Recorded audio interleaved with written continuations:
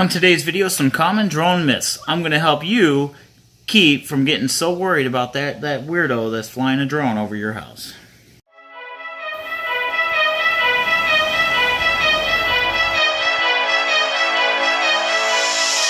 Can you hear my heartbeat calling?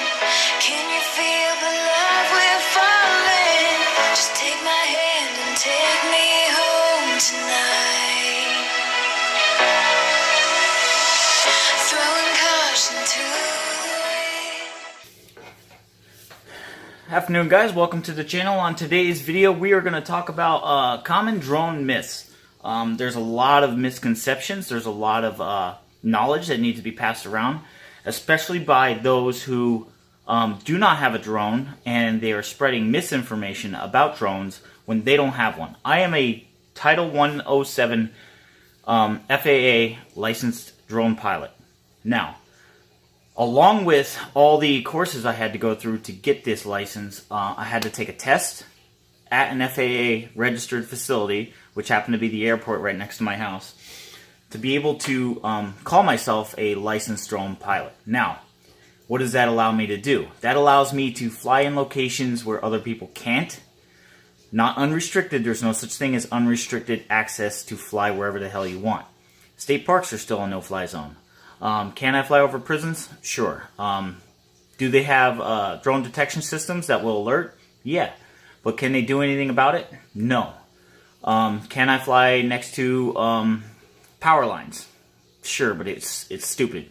A power plant? Sure, but it's stupid. You can't trespass my eyes. You do not own the airspace above your house. You do not own the airspace above your business. As long as that airspace is now there's different level of airspaces, G, D, A, B. There's different classifications for where you can fly. When you get closer to an airport or even a runway, they limit you on height, and that is for the landing and takeoff of passenger airplanes so that you don't put them in danger. So, as long as you're within those parameters, you can fly your drone freely as long as you have the knowledge. If you have a license, or even if you don't have a license, can you get in trouble with your drone? Absolutely. You, as a hobbyist, by posting a video on the internet, can actually get fines in the mail for a couple things. Disturbing of wildlife is a very common one. They'll send you a $1,000 ticket in the mail for disturbing wildlife. Yes, they will.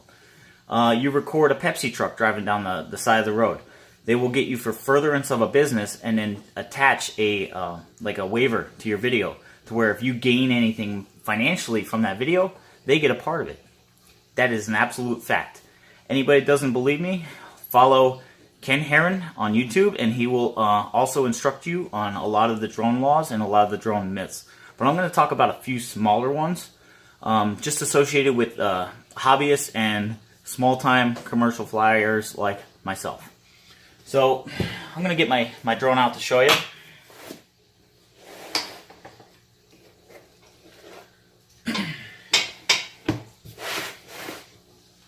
So this is a Mavic Pro. The new Mavic Pro is similar in size. It's what's also called a quadcopter because it has 4 propellers. This is typically what you're going to see. A lot of you have seen, and I'll post a picture of it now. A lot of you have seen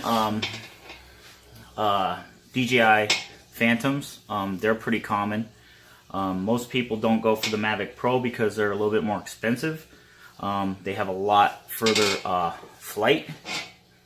They have a lot further flight path than the Phantom. This will go a little over 4 miles. I've kind of tested the limits of this. I didn't want to push it too hard because I was over the ocean. I've flown out 1.5 miles over the water, got some footage, turned around and came back. So that's a little over 3 miles. Altogether that flight time was, because I was setting up the drone and all that. So yeah, do I believe it'll go 4 miles? Absolutely. Do I want to test that? Absolutely not. Especially not over the ocean. I don't want this baby getting lost.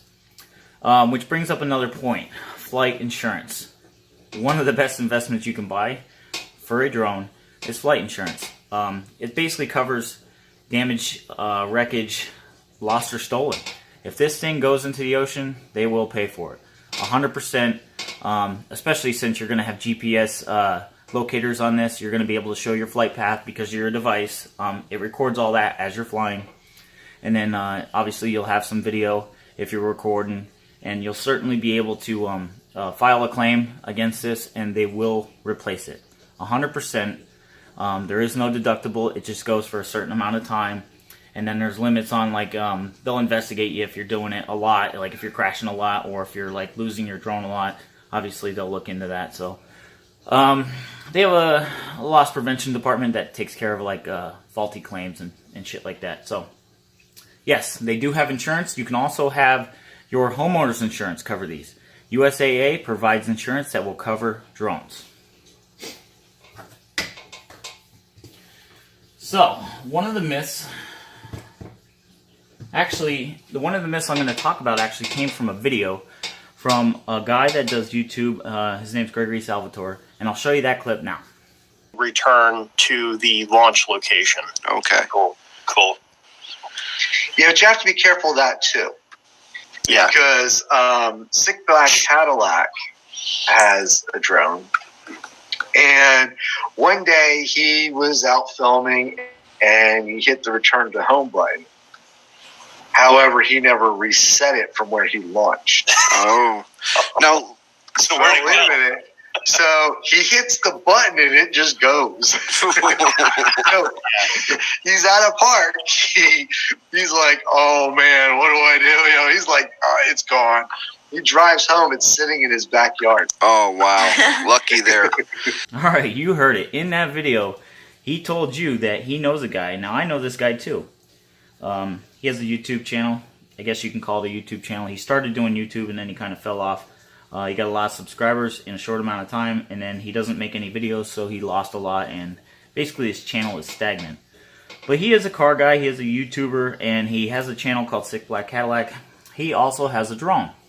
He has a Phantom 4. That is a DJI product. That is the white drone that I showed you a little bit ago, and is a very common drone for a lot of people who buy commercial drones for the everyday hobbyist. Costs around $1,000.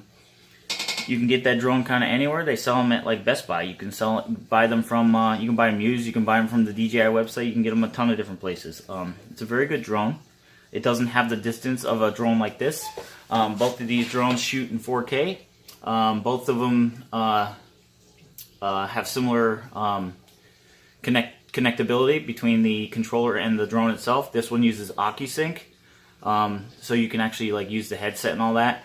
For you to use a headset with that drone, you have to use the cord that plugs from the controller and all that. So it's a little different, but very similar. Now, I don't know if he was just bragging or what, but that is not true. Your drone is not going to take off and fly to your house. These DJI drones set the home every time you turn it on and off. It resets the home. Every time you take off from one position, it'll measure where you're at and consider that home. That also can be changed in the settings, because there's a couple different ways you can do what's called return to home. In the settings, you can change the return to home to go from its takeoff point to where you are. Now, why would you want to do this? A couple different reasons. A buddy of mine has a outdoor channel, and he was asking me about a drone, and I believe he did buy a drone. I don't know if he's taken it with him on trips and stuff like that, but I talked to him about this, and I told him the same thing I'm telling you now. You would change the settings for your return to home in his scenario, where he might take off in his drone, get in his canoe and film himself going down the river in the canoe, and he might land in a different location. Now, you would want your home settings to be different in that, for instance, because if you lose connectability with the drone, on the standard setting, your drone is going to shoot up 200 feet in the air. As you heard Alan say in that video. It's going to shoot up 200 feet in the air, it's going to find its location to where the takeoff point was, go over to it, and then come down. That is the default setting for the return to home. The other setting would be return to the controller. So if you're doing a video like that, Ed, you would want to set it in that, where it would go up it would find your controller and then return to where you physically are. Because where you physically are and where you physically took off from might be two different locations. This will not fly back to your house. It doesn't work that way. So, if you don't have a drone, if you don't know what you're talking about, you should not be making statements, especially not on the internet, where there are people who are going to listen to you and believe that. Second drone myth is a lot of people's concern.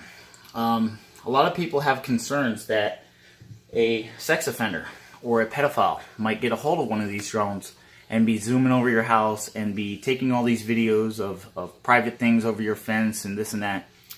Well, there's a couple things. Like I said, you don't own the airspace above your house, so there's little to nothing you can do about it. You shoot a drone down, they'll sue you, and they will win. You cannot shoot drones down. You can't, even if you're the police, you can't shoot drones down. I'm going to show you some footage right now. This footage was taken over a park, and as you see in the video, in the one of the bottom clips, the range of height varies from 170 feet to about 70 feet. And even though drones have amazing cameras on them, they're not for like zooming in and counting the pimples on somebody's butt, or like taking pictures of people skinny dipping and zooming in people's bedroom windows. That's just not what they are for. You'll notice in this footage, there's a park. There's kids playing in that park, about 6 of them. First of all, you can barely tell that there's 6 kids in the park. Second of all, you can't make out any features. You couldn't even tell what color these kids are. Couldn't tell about how old these kids are. You can't read t-shirts. You can't, you see what I'm getting at. Like, there's a lot of misconceptions that, like, if a creep were to have one of these. Now, I don't want a creep to have one of these any more than you do. You've seen my videos. I'm very strong opinioned about sex offenders, but they're not really harming anybody by flying a drone over a park, over a playground, things like that. They're really not getting much. All you can do is go up to them and kindly ask them to show some respect and be a little polite. But ultimately, if he didn't want to leave, you can't make him leave. It's sad to say, but there's laws that protect hobbyists, and again, it's about intention. So as long as he's not purposely flying right over where the kids are and coming down low, and if he's just doing some aerial footage, then there's nothing wrong with that. Another thing is, a common misconception is just because a drone is flying around is that the drone's recording, and that's not true either. The drone has a live feed where you can actually view what the drone is seeing, so you can fly it as through your eyes. But just because the drone is over your head does not mean it's recording anything. So that's another thing. If you were to call the cops on somebody and they say, well, why were you over their house? And you could say, well, technically I was over their house. I wasn't recording. I was actually changing some settings on my drone and this and that. And the cop could say, well, show me your footage. One, you don't have to show them your footage. Write me a ticket, sue me, I'll show you in court. Two, again, that's nobody's business. You don't own the airspace over somebody's house. It's a sad thing to say, but that's the world we've come to. So along with privacy laws and protection rights and stuff, it's a very jagged line. It's not a straight line. It's not like cut and dry. You do have to respect someone flying their drone. You can't just go out there and shoot them all down. It's just not how it works. So I hope I answered a couple questions. A lot of you want to see more drone videos. I do have drone videos, but like, it's 5 degrees outside. I'm not going outside and flying my drone around. I have a lot of stuff planned for in the summer, and I can't wait to show you some more drone stuff. I'm going to show you how to set up your drone, beginner advice on how to fly it. Again, more things into like the settings of these drones and how they work. And I really can't wait for the summer to come. So leave a thumbs up in this video. Hit me up in the comment section if you want to ask me anything about a particular thing that a drone can or cannot do according to the governing rules of the FAA. I'm sorry. So if you have any questions, leave them in the comment section below. Hit that thumbs up button, subscribe to the 570, and we'll see you next time.